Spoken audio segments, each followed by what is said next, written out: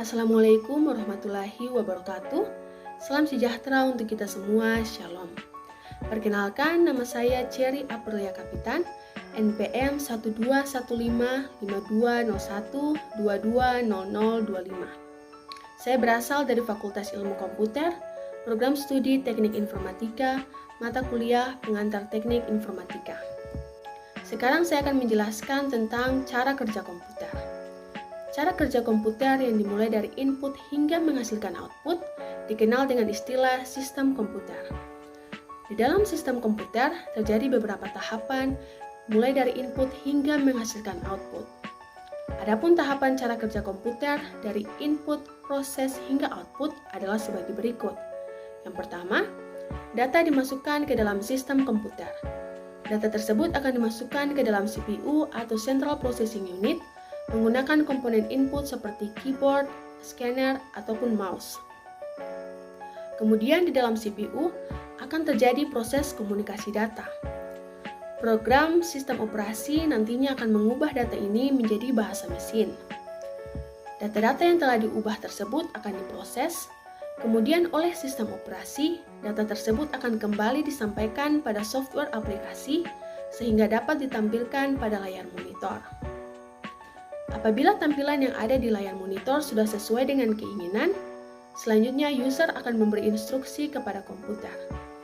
Instruksi tersebut berupa arahan untuk menyimpan hasil kerja dalam media penyimpan ataupun dicetak menggunakan printer. Perangkat input. Perangkat input berfungsi untuk menerima dan memasukkan data yang berasal dari luar ke dalam memori ataupun prosesor komputer. Beberapa contoh perangkat input yaitu yang pertama, keyboard.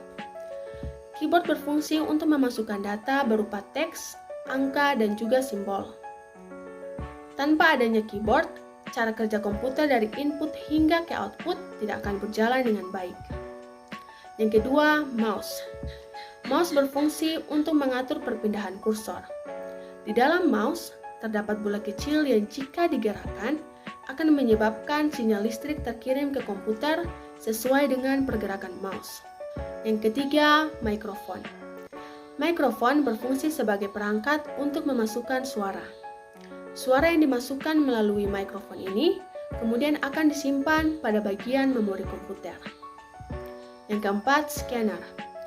Cara kerja scanner adalah dengan menyalin gambar ataupun teks yang ada pada kertas. Kemudian, hasil salinan tersebut akan tersimpan di dalam memori komputer. Selanjutnya, proses kerja komputer. Proses yang terjadi pada komputer terjadi di dalam unit pemrosesan yang seringkali disebut sebagai otak komputer. Tanpa adanya unit ini, cara kerja komputer dari input, proses, hingga output tidak akan pernah terjadi. Perangkat yang digunakan di dalam unit pemrosesan ini disebut dengan CPU atau Central Processing Unit. CPU ini memiliki tugas untuk memproses dan mengolah data yang ada untuk menghasilkan informasi yang diperlukan oleh user komputer. 4 fungsi utama yaitu 1. Fetching atau pengambilan data, yang kedua decoding atau kode program, yang ketiga storing atau penyimpanan data, dan yang keempat executing atau kalkulasi logika. Beberapa komponen CPU yaitu yang pertama motherboard, merupakan tempat berbagai komponen elektronik atau komponen komputer lainnya saling terhubung. Motherboard menyatukan sebuah perangkat keras komputer menjadi satu kesatuan. Yang kedua, prosesor.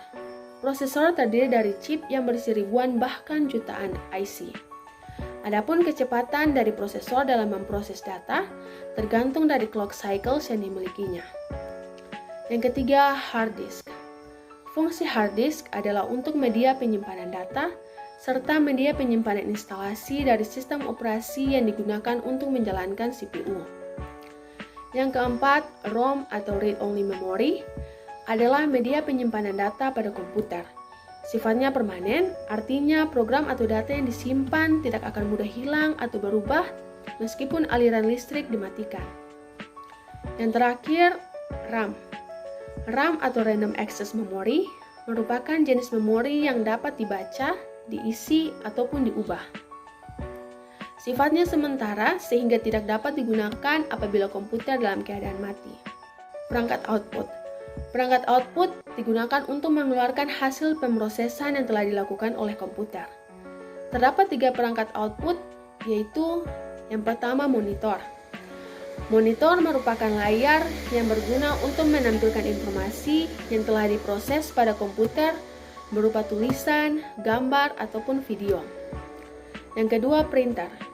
Printer merupakan alat yang digunakan untuk mencetak. Selain itu, printer juga mempunyai fungsi lain seperti menggandakan dokumen, scanning, dan untuk mengirimkan data. Dan yang terakhir, speaker. Speaker berfungsi sebagai perangkat output suara yang dihasilkan oleh pemrosesan pada komputer.